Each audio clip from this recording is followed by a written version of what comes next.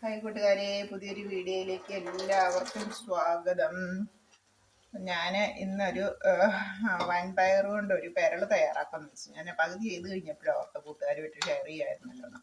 അപ്പം അതിനായിട്ട് കടുക് താളിച്ച് ചെറിയ ഉള്ളിയാണിത്. ചെറിയ ഉള്ളി വഴറ്റിയിട്ട് നന്നായിട്ട് ചെറിയ ഉള്ളി ചെറുതായിട്ട് ഇങ്ങനെ ചുമന്നുള്ളി വഴറ്റിയെടുത്തു. വഴറ്റിന്ന് വന്നപ്പോഴത്തേക്ക് നമ്മൾ ആവശ്യത്തിന് നമ്മൾ മുളക് പൊടി ചേർത്തു.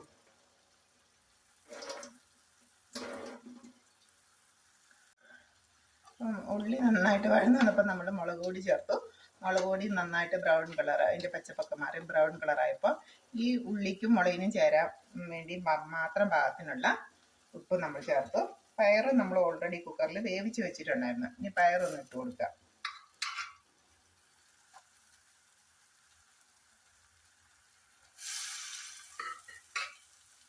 പയർ വേകാൻ വേണ്ടി മാത്രം വെള്ളം ഒഴിച്ചാൽ മതി.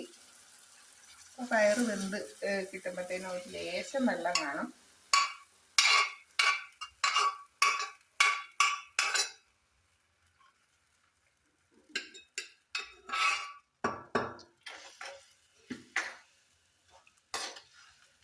നമ്മുടെ ഉള്ളി മുളകും എല്ലാം കൂടെ പയറിലേക്ക് പിടിച്ചും കിട്ടും.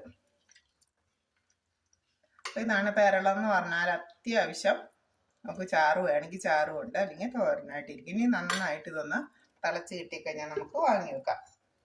ഞാൻ പയർ അതിനായിട്ട് തലേദിവസം തന്നെ കുതിർത്ത് വെച്ചിട്ടുണ്ടായിരുന്നു. പിന്നെ കുക്കറിൽ 2 വിസിലടിച്ചപ്പോഴത്തേക്കും വെന്ത് കിട്ടി. വളരെ പെട്ടെന്ന് നമുക്ക് തയ്യാറാക്കാം. നമ്മൾ പ്രത്യേകിച്ച് ഇത് ജോലിക്ക് പോകുമ്പോഴും കുട്ടികൾക്കൊക്കെ കൊടുത്തു വിടാനാണെങ്കിലും വളരെ നല്ലതാണ്. നമ്മുടെ പെരൾ ഒന്ന് തിളച്ച് വരട്ടെ. നന്നായിട്ടൊന്ന് തിളച്ച് വന്നാൽ നമുക്ക് തീ ഓഫാക്കാം. നമുക്ക് ഈ ഉപ്പും മുളകും എല്ലാം ഈ പയറിലേക്ക് നന്നായിട്ട് പിടിക്കുക. പിന്നെ ഉള്ളിയൊക്കെ ചേർത്തിട്ടുള്ളതുകൊണ്ട് ഒരു ടേസ്റ്റ് ഉണ്ട്. അപ്പം നന്നായിട്ട് തിളച്ച് വരുമ്പോഴത്തേക്ക് ഇതൊന്ന് കുറുകിയതുപോലെ വരും. ചോറിനോ ചപ്പാത്തിക്കോ പുട്ടിനോ പൂരിക്കോ ഒക്കെ ഇത് നല്ലതാണ്. എല്ലാവരും ഇഷ്ടപ്പെടും. പയർ കുട്ടികൾക്കൊക്കെ വളരെ നല്ലതാണ്. അപ്പം നമ്മൾ പെരൾ തിളച്ച് വന്നിട്ടുണ്ട്.